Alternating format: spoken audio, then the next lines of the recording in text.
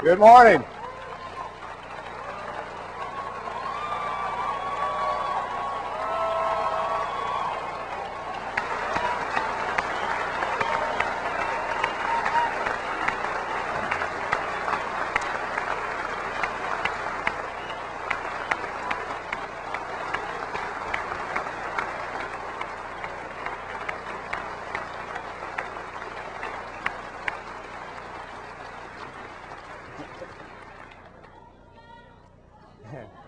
Boy, I didn't expect that. But thank you. Thank you very much. There are some additional seats still around, particularly down front. If some of the rest of you that are down on the sides could come on down front a little further, because I know people are still trying to get in the back. There seems to be quite a bit of interest in this meeting. Well, I'm delighted to be back.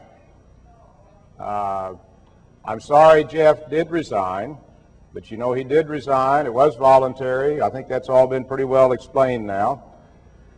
I tried to talk him out of it. The board tried to talk him out of it, but he was pretty firm in his decision. So the board accepted his resignation and asked me to reassume the CEO's job. And I'm excited. I think we've got a lot of great stuff going on. We're not getting much credit for it in the marketplace, for damn sure. But we will. And I'm going to share with you some of the things going on here shortly and show you the reason I am excited. And I do think that the next several months, the next few years are going to be great for Enron and great for Enron's employees. And that's all starting now. We're going to have questions and answers, at least questions, and I'll try to answer. First time I've had to answer the tough ones too this morning. Don't have anybody shovel those off too. But we've got several questions, as you would expect, already submitted. You've got cards in your chairs. We've also have a couple mics if you prefer to just kind of stand up and ask it in person. But certainly within the next hour and a half or thereabouts, we're going to cover everything we can. I think one other thing is pretty important. It's incredibly important. But this morning, my lovely wife, Linda, showed up. Linda, stand up.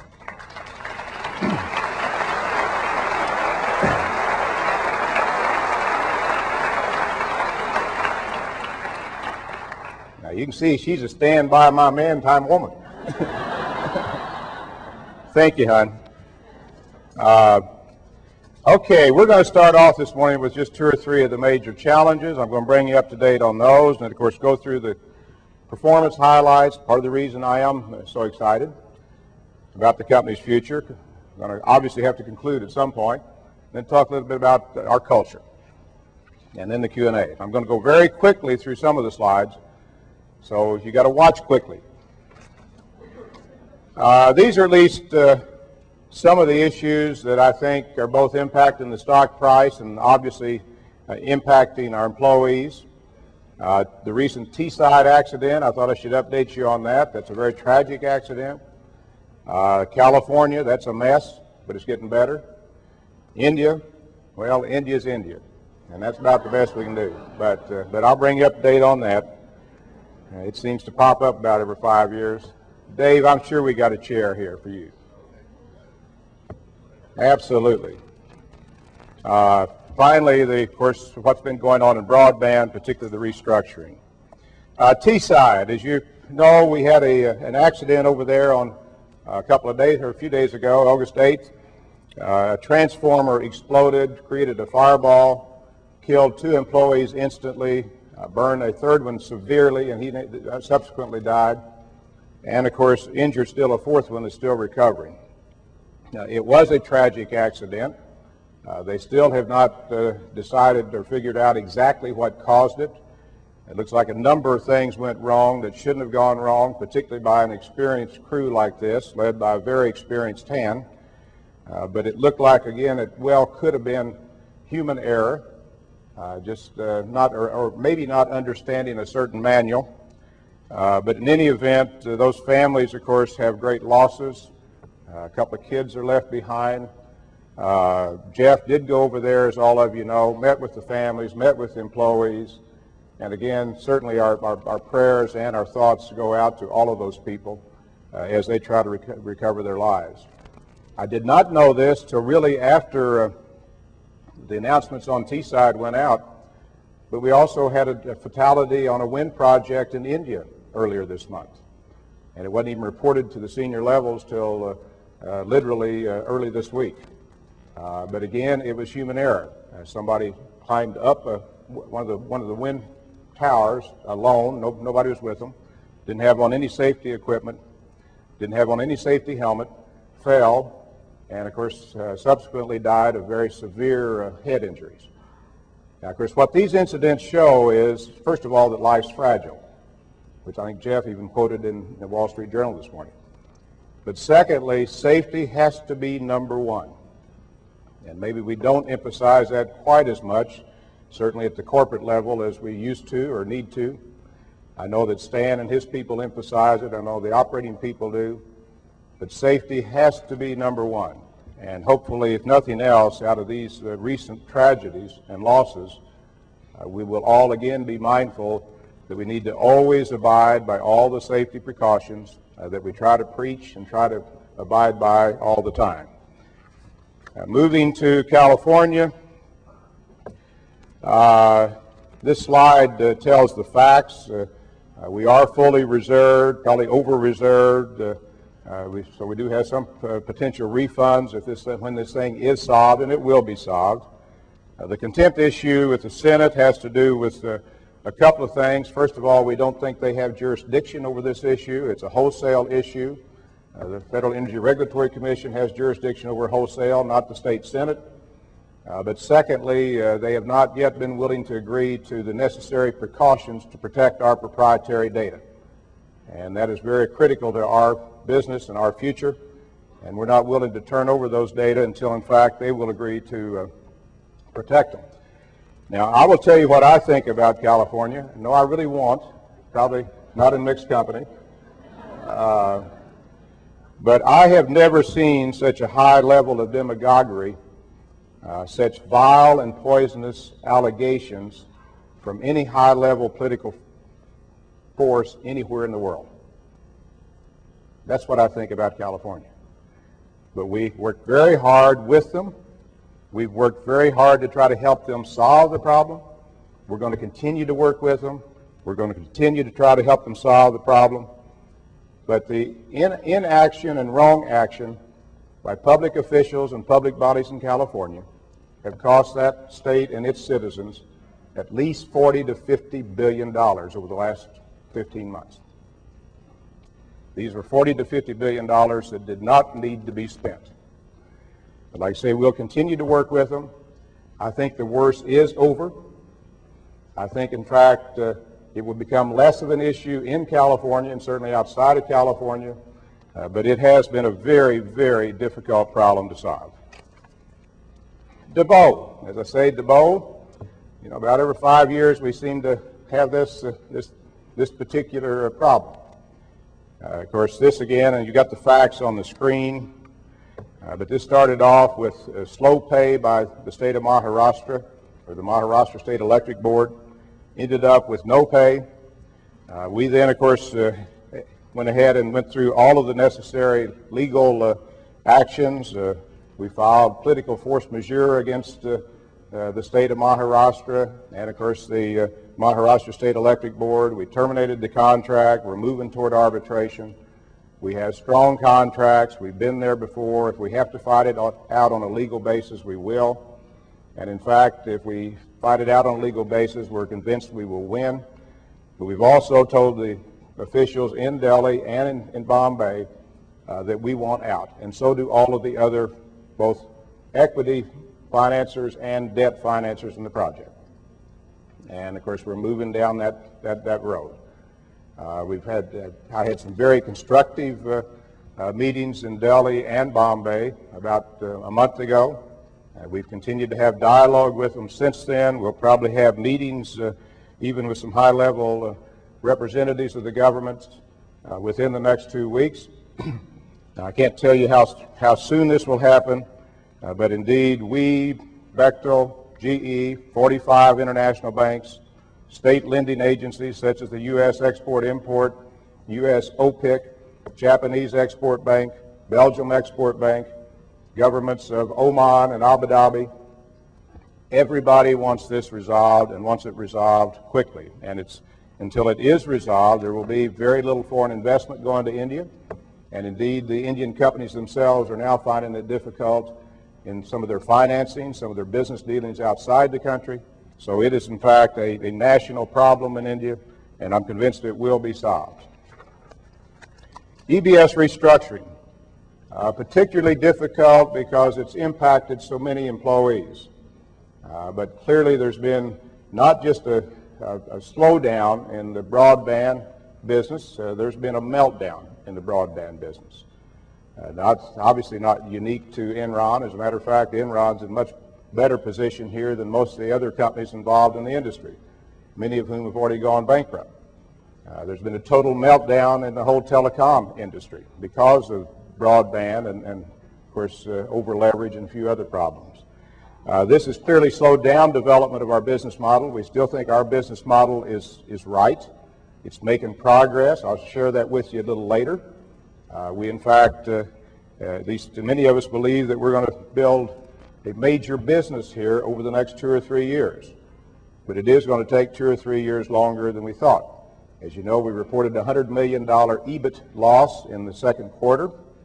And we have to cut that to have sustainability. We hope to cut that down to less than $50 million loss by the first quarter and to a break even by late next year. And to do that, we have had to redeploy and, yes, lay off about 500 people. Now, about half of those, in fact, have been redeployed, and probably somewhat more than half will stay with the company. That is very painful, but that is very necessary. And we're getting on with it. We're making good progress with changing or scaling it down. And like I say, I think over the next 2 or 3 years, broadband will again be a very exciting business for Enron.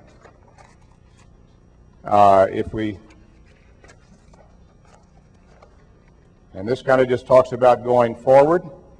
I will say that, you know, out of the 7,000 employees, there are still 2 or 3 of us think we will also develop entertainment on demand. And we'll just see if we can prove that or not. But I think that's still a very exciting opportunity for us, and we're going to pursue it. But clearly, Jim Fallon's done a great job running this. He's done a great job on the intermediation side, and we are building a major intermediation business. All right. I wanted to get those out of the way first because those are a little tougher issues. Now let's go forward to some of the performance, because this is all outstanding, and it's really hard to find the right word to describe it. Second quarter, our net income was up 40%. Our earnings per share were up 32%.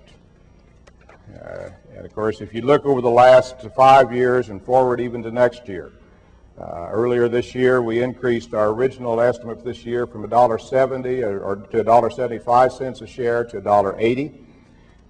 And of course, now we've given guidance for about $2.15 next year. So over the past 5 years, including this year, we're having about compound annual growth in our earnings per share of about 20% per year. You can probably put on one hand the number of companies that can say that in American business. If we look at our volumes, they're exploding, actually absolutely exploding. Most recent quarter, just natural gas and power, 64 billion cubic feet equivalents. We are now about 3 times the size of the next largest competitor.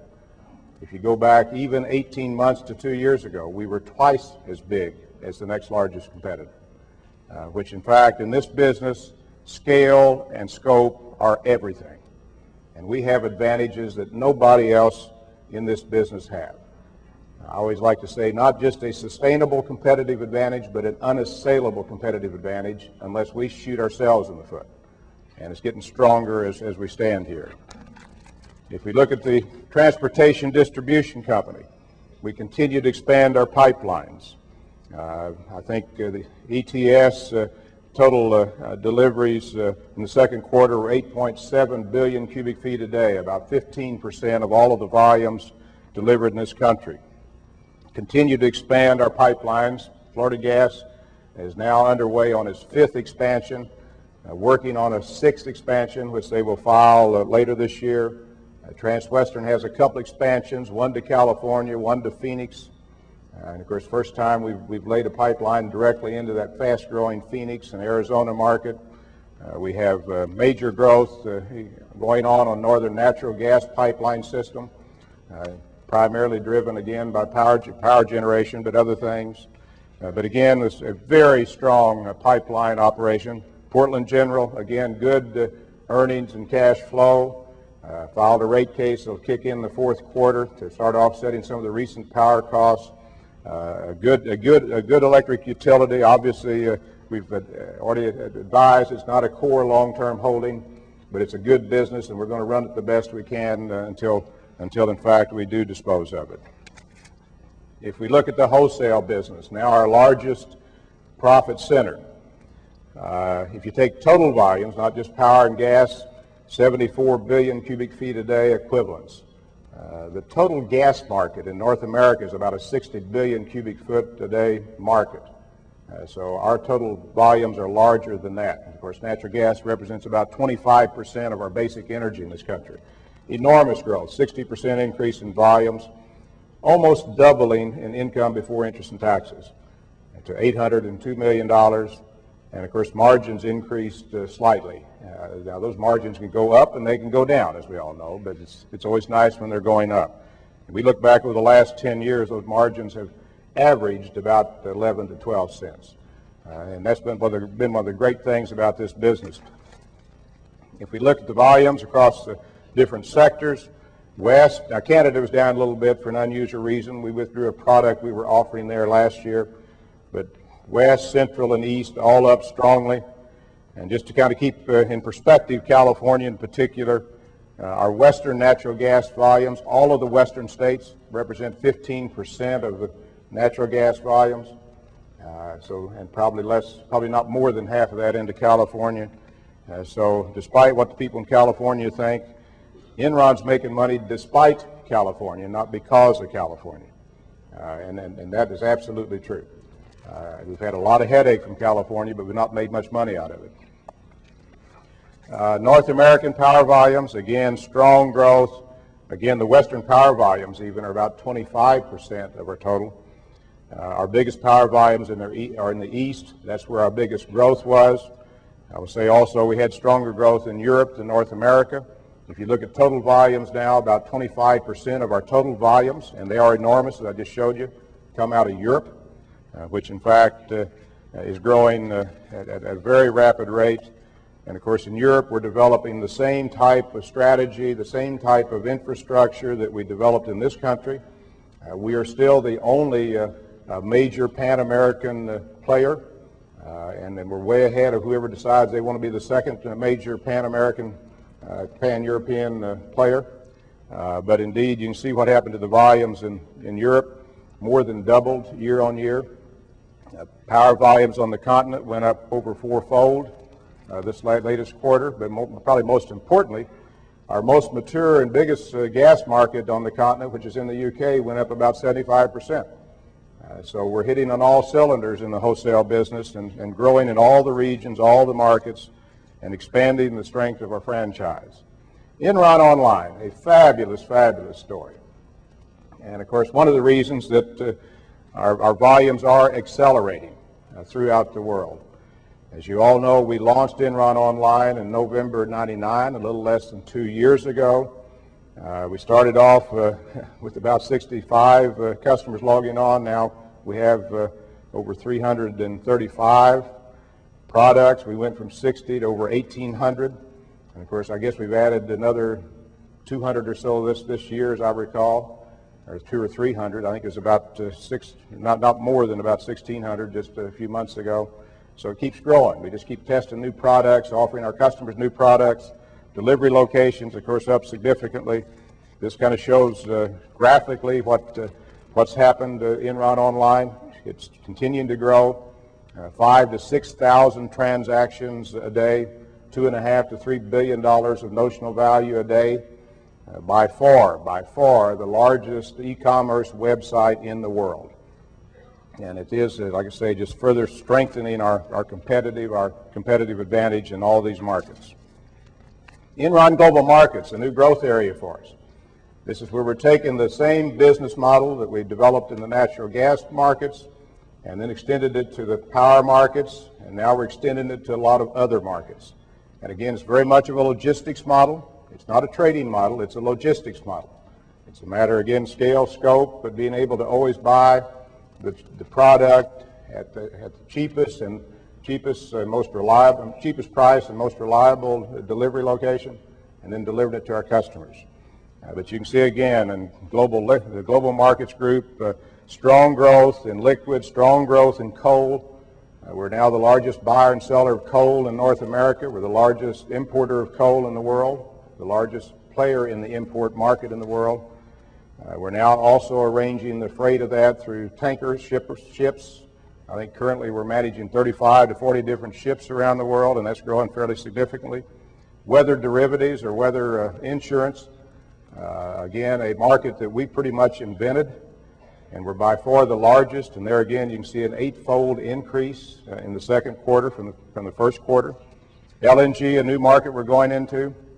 Again, a market that historically has been very much of a linear, vertically integrated, very rigid delivery system with one source of supply, serving one customer, usually with 1 or 2 or 3 tankers.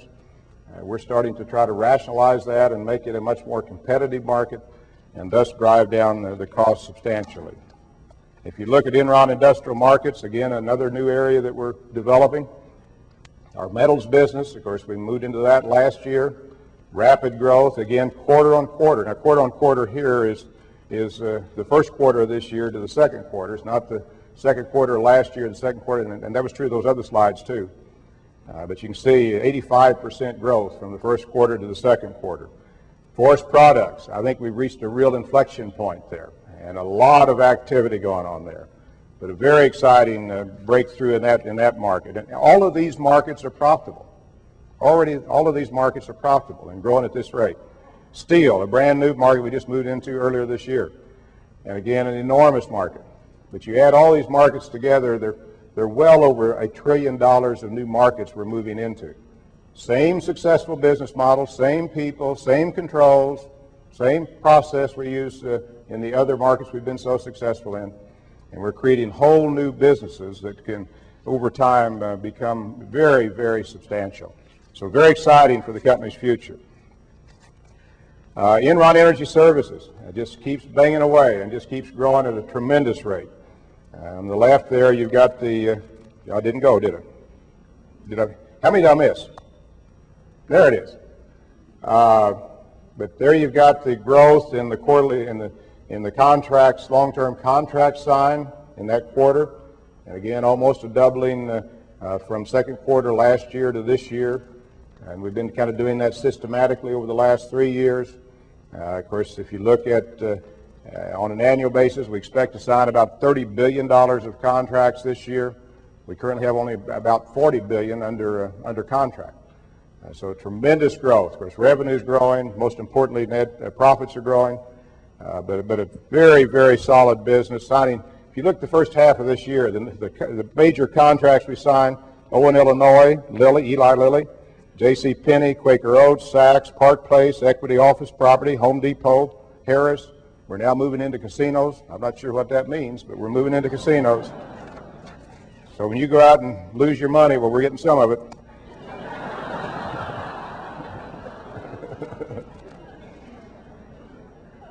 Broadband, as I said, I gave you some of the bad news. Here's the good news. As you can see, year on year, what tremendous growth in the intermediation market. We keep expanding the number of counterparties, different kinds of transactions, circuits and storage, but tremendous growth. And again, quite convinced that this is going to become a major market. And let me say, this market's still growing at a very rapid rate. Maybe where people thought a year ago it was going to maybe double or go up 3 or 4 times each year, Now it's closer to doubling each year, but that still gets you to a pretty big market pretty quickly. And so this is a great market to be in. If you look at our profits, particularly in wholesale, and that is the major profit center in the company, you see that we are physical volume delivery driven. We are not a trading company. We are a logistics and service company. And in fact, the way we make profit is packaging up energy products, energy services primarily, and of course increasingly a lot of other products and services, and deliver it to the customer. But there's been a direct correlation over the last 10 years between our volume deliveries, physical volume deliveries, and the amount of income before interest and taxes that we've made in the wholesale business. And that's the reason that explosion, that acceleration in volumes is so important to the company's future. All right, every presentation has to come to a conclusion. And primarily, I think, just to summarize, I think our core businesses are extremely strong. We have a very strong competitive advantage. Of course, we're now transferring this very successful business model and approach to a lot of new, very large markets globally. Our new businesses are doing great. Enron Energy Services is growing at a fabulous rate. I think there's no doubt that Enron Energy Services could be as large as our wholesale business, which is enormous, but it could be as large as that within 5 or 6 years. And it's a fairly straightforward business model, just going in and taking over the energy operations of major companies, and now we're moving to smaller size companies, which we can do with scale, and running those operations, saving customers money, and obviously making profits for Enron. We currently are managing the energy operations of over 36,000 facilities, over 3.5 billion cubic feet of space. Shopping malls, offices, factories, and that's going up very rapidly. I expect, I've not asked Dave this recently, but I expect we right now may be the largest purchaser of equipment like HVAC, boilers, transformers, all kinds of equipment, which gives us additional advantages in trying to reduce the cost for our customers and make money at this business. So we are facing a number of challenges, but we're managing them. Indeed, I think the worst of that's behind us, and the business is doing great. Now I'd like to move just to a minute to vision and values. Of course, we just recently established our new vision to move from the world's leading energy company to the world's leading company. We have a history around here, which was not necessarily expected initially, of meeting our vision goals within about 5 years. I don't think this one's out of the question in 5 years, given the powerful growth that we're seeing in the company. But most importantly, given the people we have in the company. We have the best, deepest talent base of any company in the world. And that's what we got to keep building. And we got to make sure we retain the best and brightest and most creative, but we got to keep bringing in new ones. And that, in fact, is our major competitive advantage. Values. I think we slipped a little bit on this recently, and we got to restore it. Values are incredibly important to the fiber of this company. I think as somebody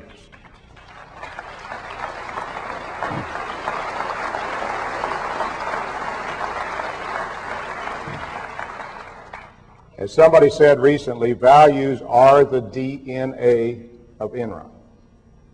And of course, values are important also to make sure we attract, retain, and motivate the people, the talent, the intellectual capital, which in fact, as I said, is the most critical competitive advantage that we have.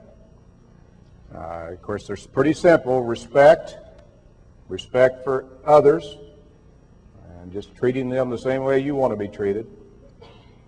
And I don't think many people like to be treated poorly. Integrity, incredibly important. And I think this one also has slipped a little bit. But integrity, not just in our business dealings, but also in our personal lives. A recent book that was written by Tom Neff of Spencer Stewart listed 6 characteristics of both CEOs, but then also employees or managers and executives for success. Number one was integrity. It's pretty hard to lead if people don't trust you. So we got to make sure we get back to that in everything we do. Communication.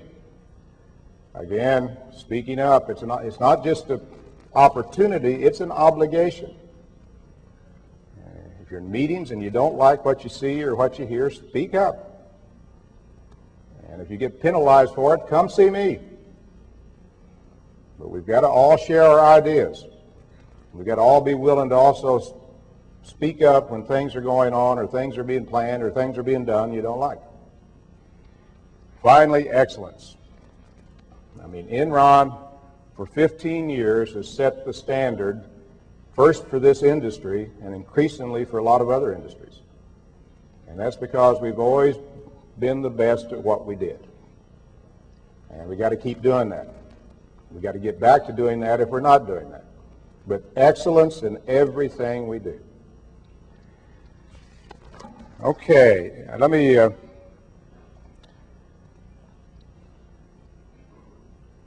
kind of two things, and I'm going to get to Q&A. As you'll see in a minute, and not surprising, but many of you are concerned about the value of your stock options. I'm concerned about the value of my stock options and my stock. But we did, of course, issue our most recent stock options in January this year, and as we had, as proposed or as adopted in that plan, we do that every 5 years, and when we do it, we issue 5 years worth of options. And then, of course, as new people come in the company, while we issue options to them, whether it be 4 years or 3 years or 2 years or so forth until the next cycle. But many of you pointed out that we issued those options at $83 and they're somewhat out of the money today. And I'm glad you know that. So what I did at the most recent comp committee and board meeting was recommend that we have a 1-year award, not a 5-year, a 1-year award out of cycle, special award for all employees now, and is approved. So you'll get new stock options awarded to you at these prices, and just to roughly equivalent to about 5% of your salary.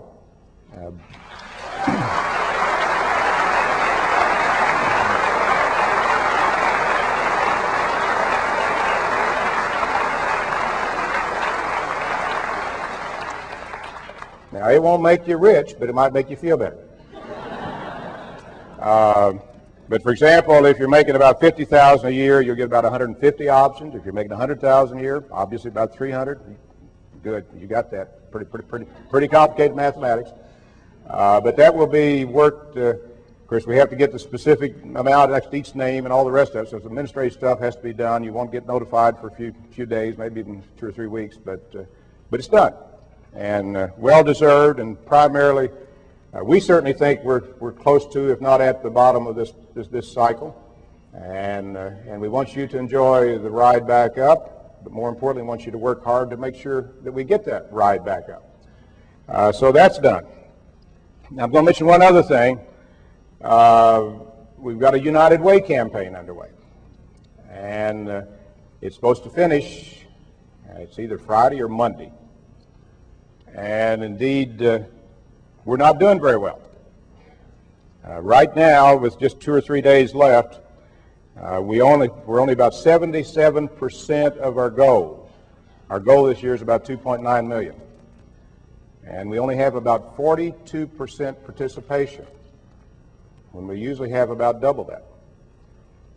So a lot of you have not stepped up yet. Now, this is the one opportunity we have to step up and contribute to an organization that helps take care of a lot of people throughout our community that don't have stock options, don't have jobs. Many of them don't have lives. And of course, particularly with the recent flood, the needs in this community are even greater. There are a lot of families that are homeless, again, without any savings, without any resources. So we need to show that Enron is a caring company. That's part of respect. That's part of integrity. That's part of excellence. And so please, when you go back to your office today, log on, and I'm sure somebody's got that somewhere, but log on and make your pledge, make your contribution, because Enron has always led this city in the United Way campaign. And we're one of the pace setters again this year. So if we stumble, the whole city stumbles. So please do that. All right, let's go to the Q&A. Cards to move into the aisles, and if any of you want to get to one of those microphones, you're welcome to. Enron created a new all-employee stock option plan. Options were struck at, of course, 65 PE, $83 a share. Individuals who are perceived as being responsible for inflating our PE ratio. Well, we thought it was kind of fun at the time. We weren't trying to inflate it. We had a lot of real value there that the street recognized. Today they're not recognizing, even the basic value of what we're doing. And of course, in many cases, monetized or went ahead and exercised their options. The other 19,900 employees now have currently worthless, overvalued options at $83 a share. Since this has affected morale company-wide, wouldn't it be simple to revalue these options rather than risk alienating Enron's most valued asset, its intellectual capital? The last part I totally agree with. Now, I've already announced what we're doing to that. But I want to go ahead and read this because I expect this is or at least the opinion of a lot of our employees. But we really can't reprice them. I mean, some companies have, but there's some pretty severe accounting and costs associated with that. But primarily, shareholders hate that. I mean, they hate the fact that because they bought shares at $83 too, and some of them bought shares at $90, and many of them bought shares at $70 and $60, and they can't reprice. So we can issue a new award like I just announced, but we can't reprice. The downsides of that are just too great. And that's what we'll make sure everybody understands that. I've been taking my annual bonus in the phantom and stock options for the last several years. I was going to use these options along with the Enron options to fund my children's college education beginning next year. With the value of these options underwater and short of taking out a huge loan, has Enron considered providing financial assistance to employees' kids, as in setting up a scholarship program? I believe Houston Natural Gas provided scholarships in the past. I think we did do some of that. Apparently there's a new program that has now been put into law. I think they call it the 529 program, which basically allows individuals to take pre-tax money and put into these. It's kind of like an ESOP, or not an ESOP, but kind of like a savings plan. But you can put in money pre-tax into this plan, and I think you bring it out. Maybe you got to pay taxes on it at the kids' tax rate, which is usually not much since they're not making too much money. But we're going to set one of those up. I think we're in the process of doing that right now. But basically, it's a way you can use pre-tax money to finance your children's education. So we ought to get that set up fairly quickly. PRC, another big issue. I didn't have it on the slides, but another big issue. Will Enron eliminate the PRC process? Is the performance evaluation process helping or hindering the company's ability to retain highly skilled and motivated employees? Is the time and effort spent on the process paying off? I know there's a lot of concern about the PRC. We are not going to eliminate the PRC.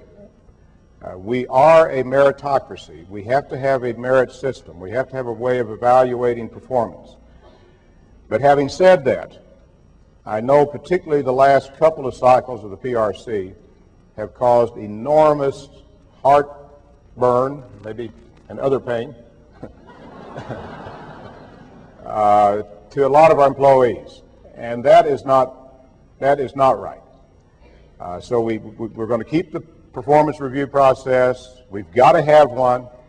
I mean, Enron is ranked by Fortune magazine pretty consistently as having one of the top 5 and quite often the second or third best workforce in America. That was not an accident.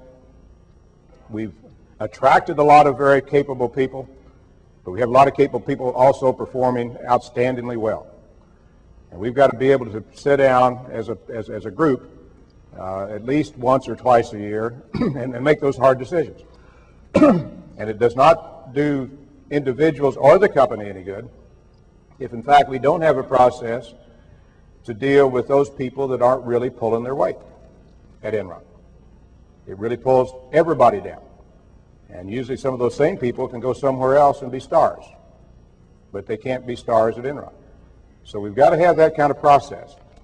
So we are going to take a look at the PRC, the process, how we do it, how we get the feedback to the employees, I mean, the whole thing, and see if we can't figure out a way where we can continue the PRC process and get all of the benefits out of it without quite as much of the pain. And we'd welcome any suggestions you have. I think Cindy and Steve are going to be setting up an employee committee to kind of help us on this, but basically we'd like to have input from all employees. Now, she gave me one internet address that maybe, in fact, if you can remember this, but performance management, but PERFMGMT at Enron.com. But you can just get online and send her all kinds of suggestions. Isn't that right, Cindy? All right. Don't know what she's going to do with them, but send them to her. No, we will seriously consider them. We really will, because we all understand that we need to improve this process. A very necessary process, but certainly can be improved. Enron's redeployment is a joke, and I don't think that was meant as funny, but most people in this area are not receiving any help in finding new positions with Enron. Only if they are lucky will they find something on their own. We are losing really good people through this process. It will be hard to replace. After all, not everyone can be an analyst or an MBA. It takes people at all levels to keep the company running. A person who works at a job and has no desire for advancement is still filling a needed position. The fact that they don't care to advance means that you don't have to worry about having to replace them, and I agree with that. And I've got a very basic philosophy. Every employee at Enron can make a difference, a positive difference. I don't care where you are. And you're right, you don't need to have an MBA. You don't have to be an analyst, or you don't have to be a lot of things. But every employee at Enron can make a difference. Now, it's up to that employee to make that difference, and I'm talking about a positive difference. But indeed, we work hard on this redeployment, and it does work sometime. Now, the problem has been that recently we've had some of our major redeployments out of things like broadband and engineering and construction, and those are fairly specialized skills that, in fact, there may not be that much need for in other parts of the company in some cases. And I'm sorry about that. I mean, I wish there was something we could do about that, and certainly if it looks like we got some very capable, bright people, we can kind of retrain a little bit and use them we want to, and we try to do that. Now, last year I'm told that 90% of all the people put in redeployment were in fact put in positions elsewhere in the company. So last year it worked incredibly well. Because of these specialized skill problems this year, it's more like 45%. And that's the reason I think some people believe that it is a joke. It's not a joke, it's just that we're doing the best job we can, and we can't fight. We just can't put the square peg in the round hole. And so that's the problem we're having. But certainly, again, Steve and Cindy are very much on top of that. They're trying to do everything they can to make that redeployment effort as effective, and David, but as effective as possible. Why have other operating companies, EES in particular, been told that they cannot talk to EBS employees about opportunities within their organizations? Those of us who are still with EBS feel that this is limiting our opportunities with Enron. When will this restriction be lifted? Now, I know for a fact there have been several EBS people that have ended up in EES, so it's not an absolute restriction. I do think part of the problem has been, I think Dave is doing a little redeployment in EES also, as he's kind of fine-tuned and shifted the strategy around. And I expect, as you would not be surprised, that he's trying to try to get those people repositioned within EES before he tries to bring in people from outside into EES. But there's not a restriction on that, because I know for a fact of a few EBS people that have ended up in EES. And for those of you who want to be in EES, just keep trying, because it's an exciting business. I think it's going to be an enormous business for Enron. Benefits, compensation. Could someone cover the over the benefits department? Investigate the possibility of adding the new 529 college fund. I think I just covered that. I don't need to cover that again. I don't think. There's something else in here. Currently, a rumor is circulating that the severance plan has been cut in half from a maximum of 1 year to 6 months based on years of service. Is there any truth in this rumor? Well, there's some truth, but if we do that, it will not be done for about a year. I mean, certainly it's not going to impact anybody that is currently being, again, redeployed or not effectively redeployed or whatever. But I think what we found is that we have one of the more generous severance packages in the city and maybe the country. So we're looking at it. But certainly no change over the next several months, and maybe very little change at all. Most Enron employees spend all day looking at computer monitors. This is very hard on the eyes, and it's always seemed strange that the eyes are treated as they were not part of the human body. I'm not sure about that. A pair of glasses can run over $400 easily. With eye fatigue, the eyes keep getting worse, and new glasses are required nearly every year. Why not make eye surgery, which corrects vision, a covered medical expense? This one-time outlay can help employees to correct their vision and will avoid the need for buying glasses year after year. Since Enron is self-insured, it should be up to Enron to provide coverage. Well, I'm a user of eye surgery, so I recommend it. I can even see all of you out there today. I think of course, we do have an eye coverage provision, which I think is optional that people can take. That does cover a number of things. I don't know if it covers surgery or not. Or you can put your dollars into the special account on a pre-tax basis and use that special account for eye surgery. I think the real problem here is just these enormous trade-offs. I mean, I think it's been looked at, and to include across the board eye surgery is about a $1.7 million a year matter. And we're again seeing our health insurance costs go up at double-digit rates over the last couple of years. We think that probably is going to continue. For a while, we were able to keep it down in single digits. And so we just have to kind of balance both containing the cost and how broad should all the coverage be. But having said all that, sure, we'll keep looking at everything. But I like to say you have some other options, and I think we're fairly close to the next cycle on when you have to select those options. And if it's really high priority, maybe you ought to put some of your pre-tax dollars over in that special account and pull that out for this purpose. I'm going to take some other. I mean, I got 2 or 3 more, but probably going to need to get through some of these if we're going to make it on time. I'm going to come back to 2 or 3 of these, but let me take some of these that you've been handed in. Did anybody want to come to the mic and ask a question? The only time you're bashful. There we go. Hi, I would like to ask, how does your vision of Enron being the biggest company in the world tie in with your vision of what should be the future of Enron Global Assets? Well, I think that it's a good question. It's a very good question. But Enron Global Assets, of course, basically the projects we've developed in the developing countries, like India and Brazil and Argentina and, of course, many others. And the problem with those assets have been that when all said and done, they are generating a very, very low return on investment. And if you put the whole group together, it approaches zero. So you got billions of dollars invested, and at least on a current basis, you're earning almost no income. And given where Enron has evolved, where we have other businesses that are both growing at 20, 30, 40% a year or more in net income, if we can get our return on invested capital up to 20% or better, then in fact we ought to have a 40 or 50 PE. But we can't get that 40 or 50 PE back until we in fact get our return on invested capital up. So it is imperative that we get the return on invested capital up.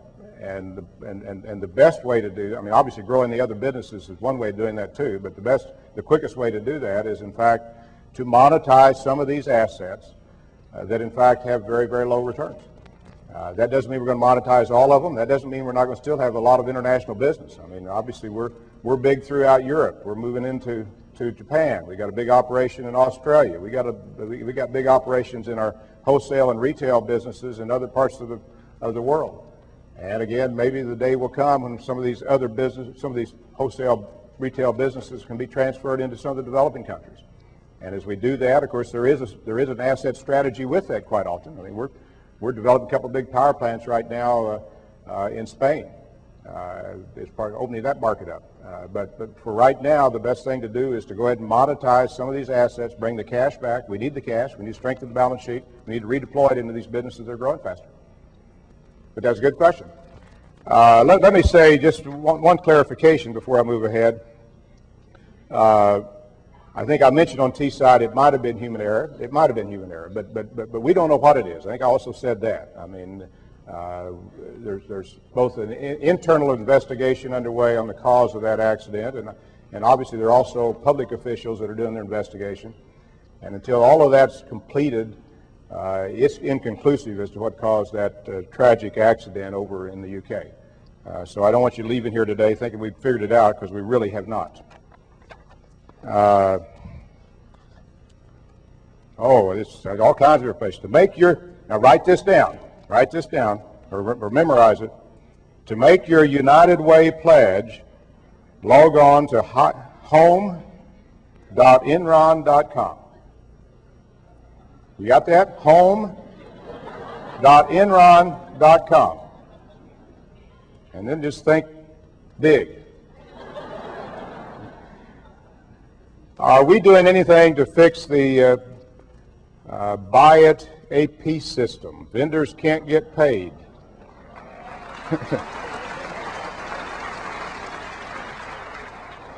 Vendors can't get paid or get double paid. It's a mess. Who's in charge of this mess? Rick, come on up.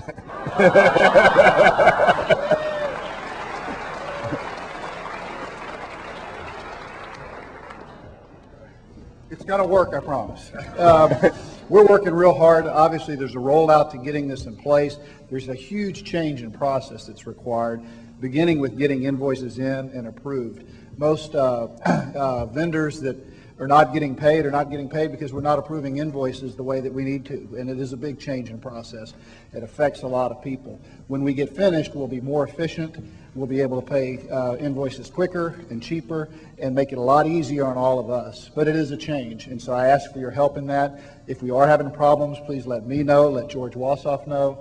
But I am committed to making it work. But it's a big change, and we will be successful in the short run in making that happen. So help us do that, though, with learning the processes we need to implement, and help us make it happen.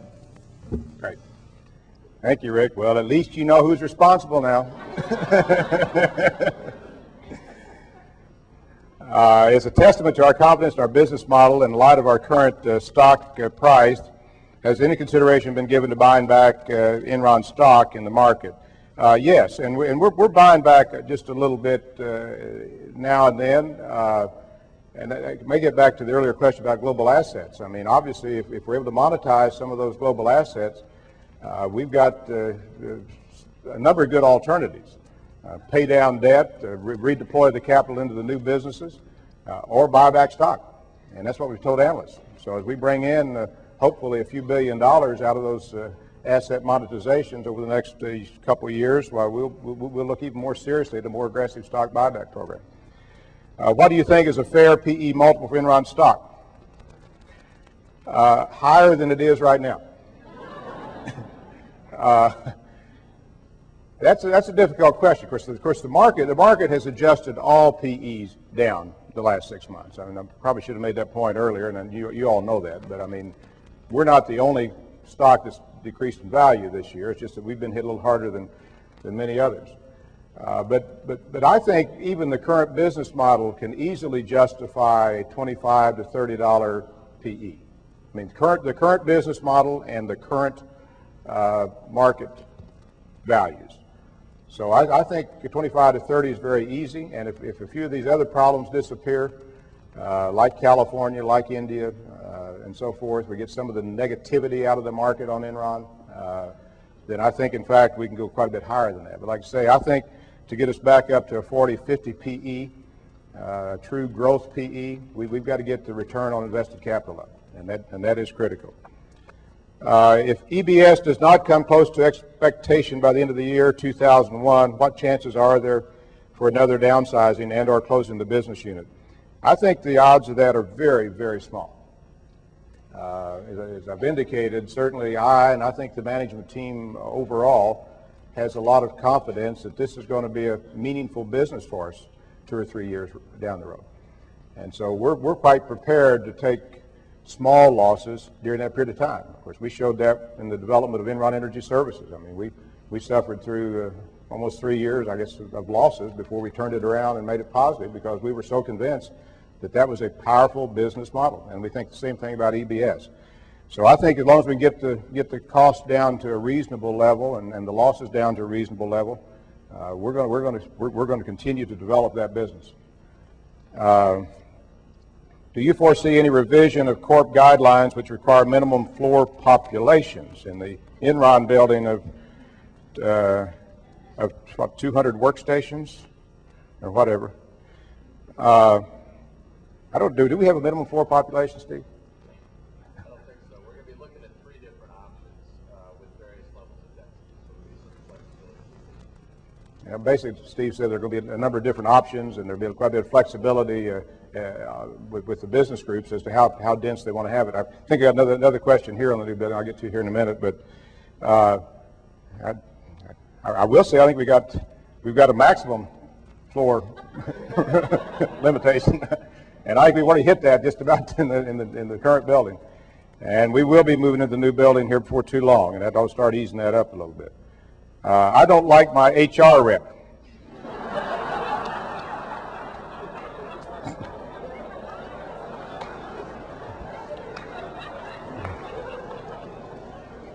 Why don't you tell us what you think about that? Our personalities just don't gel. He always seems, now it's a male, so we got that figured out.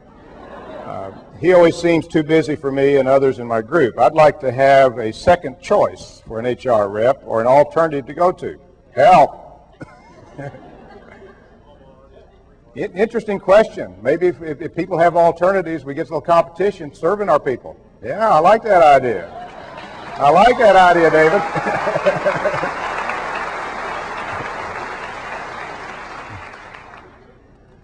Well, nice note. Thank you for all that Enron does for us now. That's nice. We get some of those too.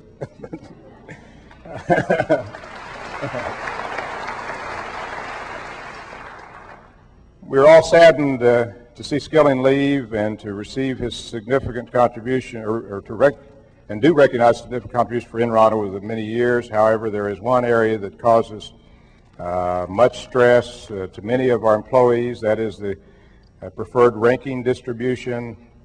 Any plans to do away with the preferred ranking that Jeff brought to Enron, the concept of good, especially for the leaders and commercial managers. However, the support staff gets, I can't read some of this, I'm sorry. Maybe I need to go back and have new surgery on my eyes.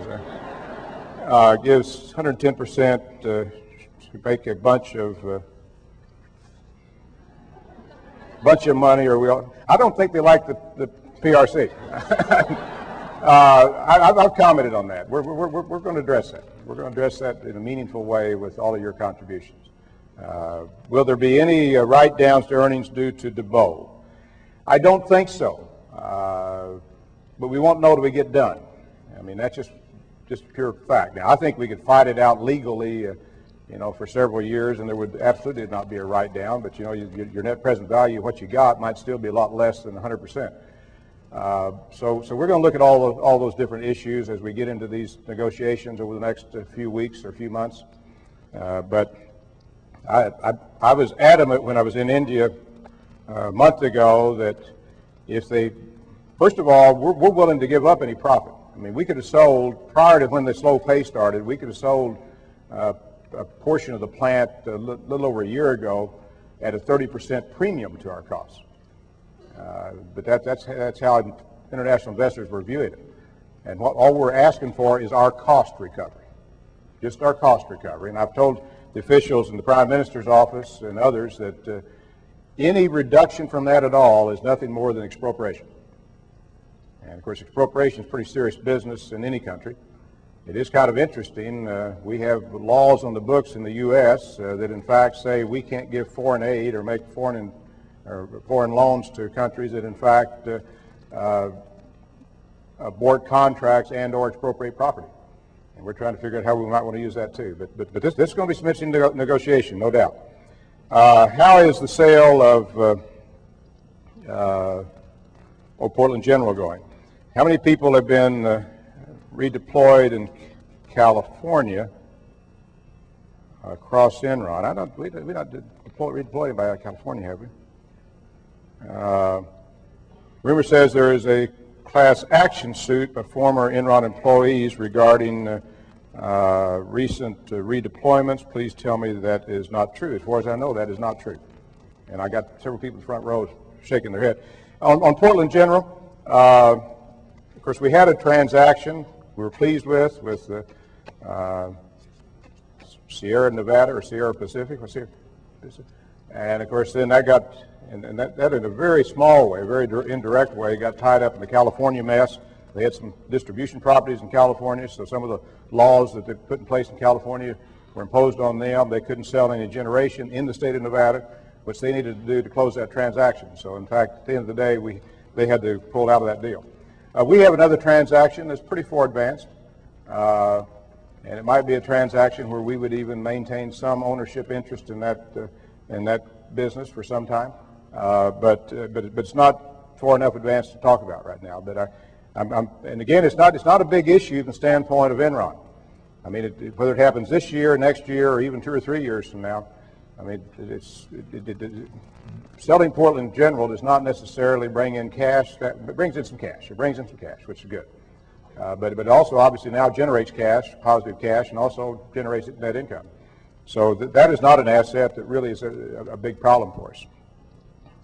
Welcome back, Mr. Lay. We are all very happy. Any chance that the 2000, okay, we've done that.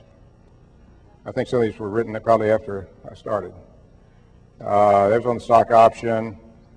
As low as our stock price is, high as our growth is, are we a prime target for takeover? What precautions are we taking to prevent this? I don't think we are, and of course I think it's the same reason I've given before. Obviously, we think the stock price is very depressed. I mean, as I tell people, not only are we not a growth stock now, we're not a value stock, we're a deep value stock.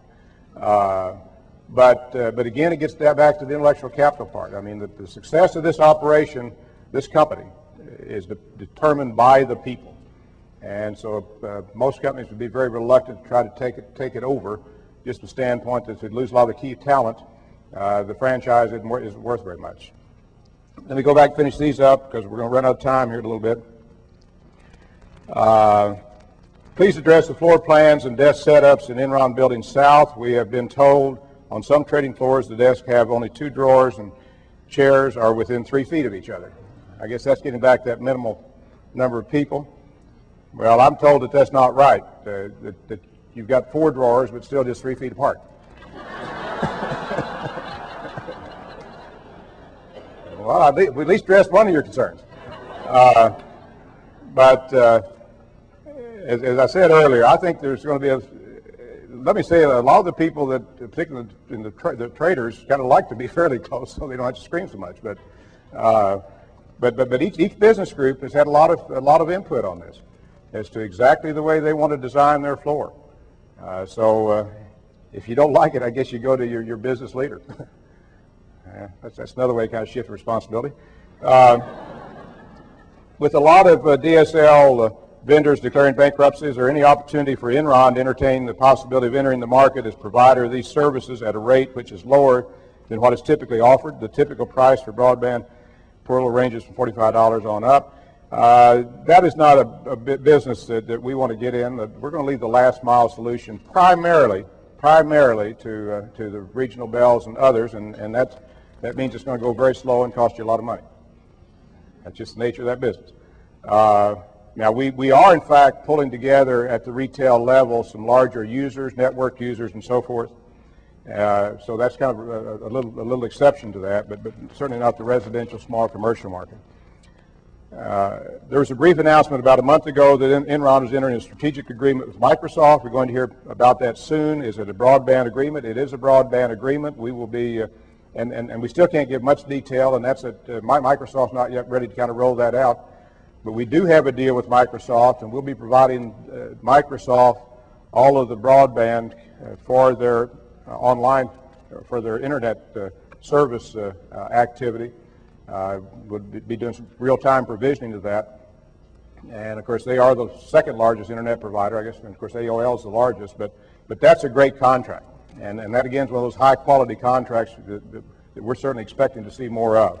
And another reason that we're excited that this will become a major business over the next 2 or 3 years. What is EXG? And apparently,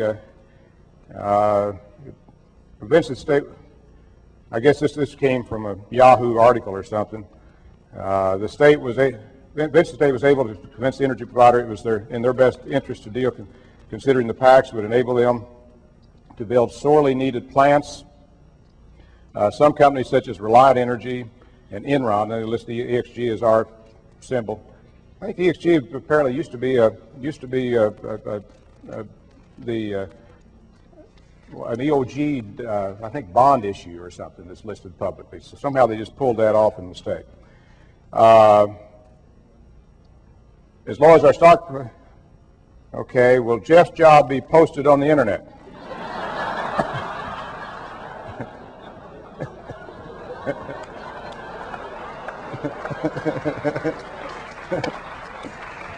Hadn't thought about that. Really hadn't. Now, somebody said the way you can look at this is, with Jeff leaving, everybody in the organization moves up one. Will Enron continue to encourage? Now, this isn't all my eyes, folks. I mean, I got horrible writing, but some of you beat me. Well, that's a good question, I'm sure. Does the new stock option grant include those employees within business units that are up for sale and were awarded in cash rather than in options? That's a specific question I cannot answer. Of course, we've got to work through also like some of the foreign businesses where, in fact, even countries don't allow stock options. So clearly, there will be very few exceptions, unless they're legal exceptions. But I'm not. I'd have to know the specifics of that before I could answer that. I want to say thank you for the $1,000 traveler's checks for flood relief. They were very helpful. Everyone in community relations worked very hard to get the funds to flood victims. We're delighted we could do that. I think we did a little more for some people if they really, as far as loans and repayable loans in case they needed a little financing. But that was a tragedy for a lot of our employees too, as you know. Jeff often broke the stock price into operating company values. Will you keep doing that? We'll keep doing that. It's not too complicated. Clearly, the values that they were broken up into last January with the analyst meeting didn't turn out to be very realistic. But and a lot of that's market, I said. It's not just the fact they're broken up that way. Let's see. I think many of these we've handled now. Okay. Any other questions out there that anybody wants to come to a mic and ask? Here, I got just 2 or 3 more, and then. How do you deal with a manager that intimidates workers without being viewed as a troublemaker? The morale of my group is horrible because the manager communicates ineffectively and has no integrity. I think you communicate with me, or David Oxley, or Cindy Olson, or Steve King. Because indeed, If we know it, we will not tolerate that.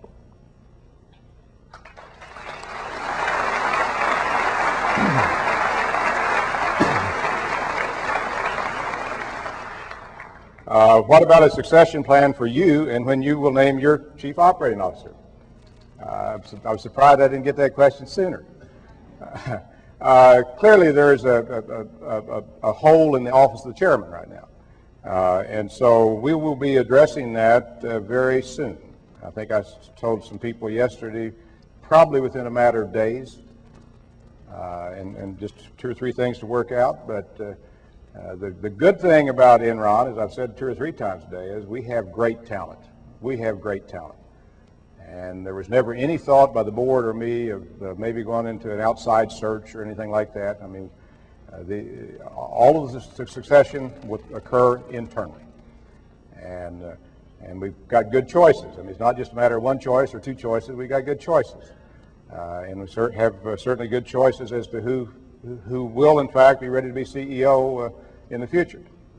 But, and, you know, I stepped down from this job once. I can step down from it again. But I'm also in no big hurry. I mean, and the board has told me not to be in any big hurry because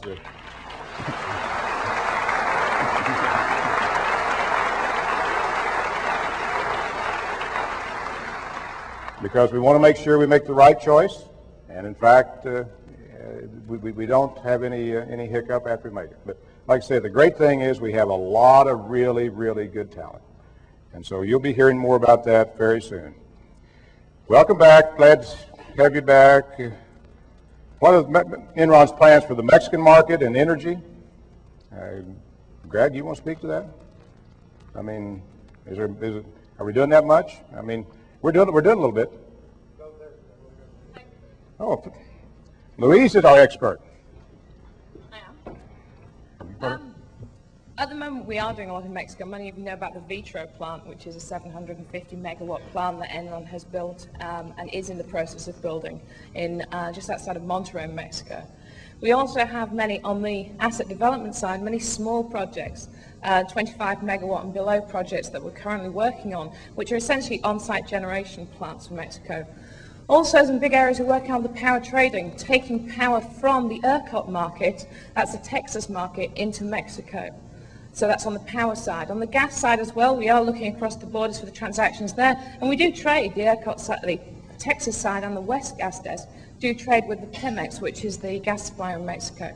So we continue to expand there. We have 2 offices, one in Monterrey. We are looking for people for the Monterrey office, if anybody's interested, or I've sent that. Okay, thank you. Great.